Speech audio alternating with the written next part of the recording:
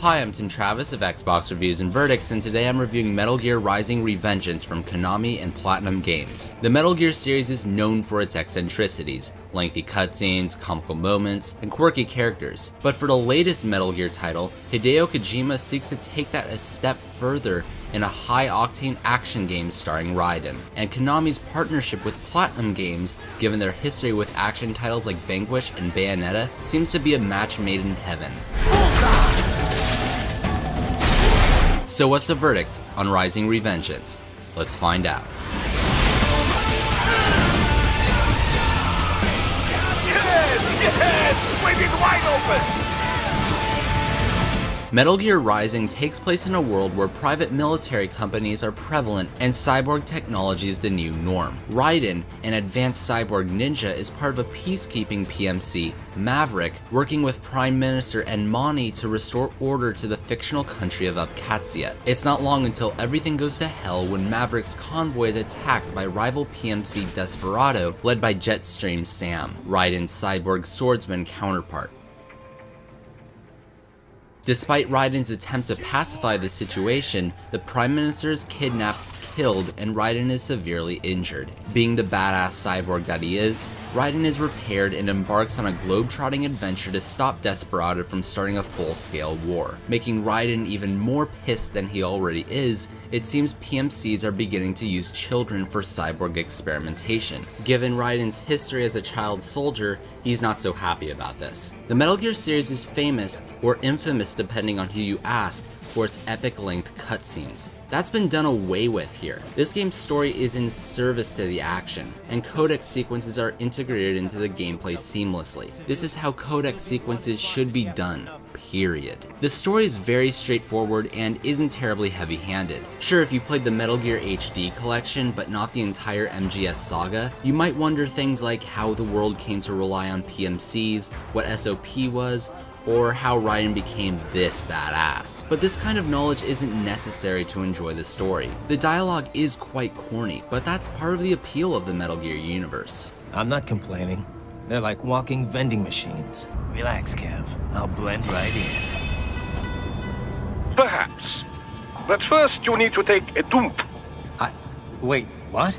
Without spoiling anything, the endgame is chock full of awesomely hammy dialogue. It's really entertaining. The story is fun, and quite surprisingly for Metal Gear, straightforward. But given that this is a spin-off, it's not as dramatic as a typical game in this long-running series. Revengeance is very much a Platinum action game. The combat feels incredibly solid. It can be button mashy, but it's accessible. Don't expect much in the way of mid-air juggles, but the combat is fast, fluid, and powerful. However, what makes Revengeance so unique is the blade mode. By holding the left trigger, you can align and perform cuts with the analog sticks. Not only is the act of slicing an enemy in half, or in many pieces, satisfying unto itself, but the fact that your enemies are cyborgs is a gameplay mechanic. When your fuel cell is fully charged, time is slowed down and an indicator will point out what part of the body you could slice open. After that, you can grab the cyborg's repair module to fully heal yourself and recharge your fuel.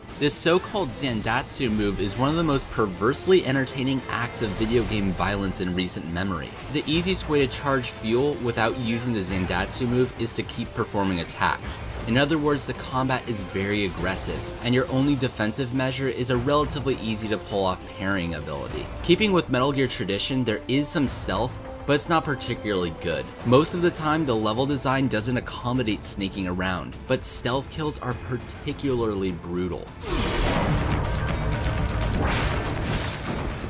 Excellent, Raiden. Keeping with Raiden's ninja abilities, he can perform a ninja run that allows you to block incoming fire and maneuver around environments. It's not as elegant as Assassin's Creed's parkour, but it works quite well. The bosses are quite fun. The first is an epic encounter with a Metal Gear, but Desperado's elite members become increasingly dastardly and fun to overcome, and the final boss will leave you with sweaty palms. Maybe quick time events come out of nowhere, but it's a small complaint. Like any other good stylish action game, the real pull of combat is to increase your combat rating. There's a definite appeal in returning to levels to beat your previous previous scores. Making that process less tedious is the fact that misses aren't calculated in your combat log. Platinum has created a combat system that might lean on accessibility, but has enough for experienced players to dig their teeth into, and the blade mode is just plain fun. This is Platinum's best combat model yet. Some might find the series' temporary transition from stealth to an insane action spectacle jarring, but Metal Gear has been known for its eccentricities, so it's not a big deal, and fun is very much on display here. With that said, the story is over pretty quickly,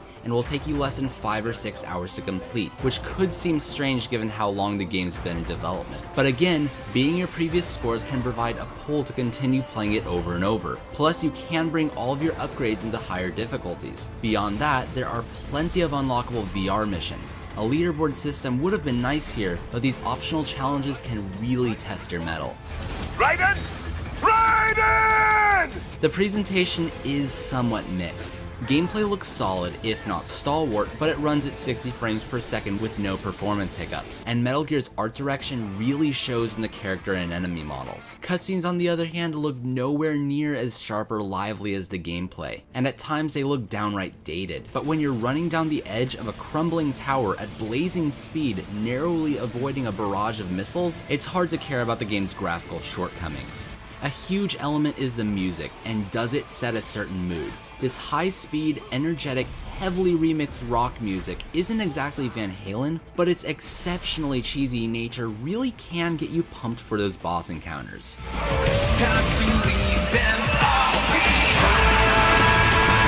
Rising Revengeance is simply a blast to play. The story doesn't last long at all, but it never wastes your time and shows that the Metal Gear series can go in some bold new directions. It's a worthwhile and accessible action game that can appeal to players of many skill levels, but buying this game at full price would require a bunch of replay and sinking your teeth into the VR missions to fully justify the purchase. Fans of stylish action games should give it a shot, and for what it's worth, you can dress up Raiden in a mariachi outfit. Get off! You are good. Thanks for watching this review. Please subscribe to the channel, and I hope you enjoy my future videos. Bullseye!